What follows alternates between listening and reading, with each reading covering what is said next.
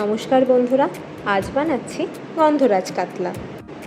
প্রথমে কাতলা মাছে নুন, গোলমরিচ গুঁড়ো আর গন্ধরাজ লেবুর রস দিয়ে ম্যারিনেট করে রেখেছিলাম। তারপর গরম তেলে মাছগুলোকে এপিট ওপিট ভালো করে ভেজে নিয়েছিলাম। আমি একটু কড়া করেই ভেজেছিলাম, আপনারা চাইলে হালকা করেও ভাজতে পারেন। এবার মশলার জন্য দু রকমের পেস্ট বানিয়ে নিতে হবে। প্রথমটা পেঁয়াজ, আদা, রসুন ও লঙ্কার পেস্ট এবং তারপর টক দই ও কাজু বাদামের পেস্ট।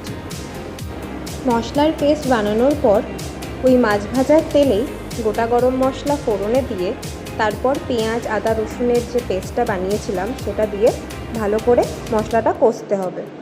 তারপর একে একে হলুদ, লবণ, গোলমরিচের গুঁড়ো, ধনে গুঁড়ো, জিরে গুঁড়ো ও কাশ্মীরি লঙ্কার গুঁড়ো দিয়ে আবারও ভালো করে মশলাটা কষতে হবে।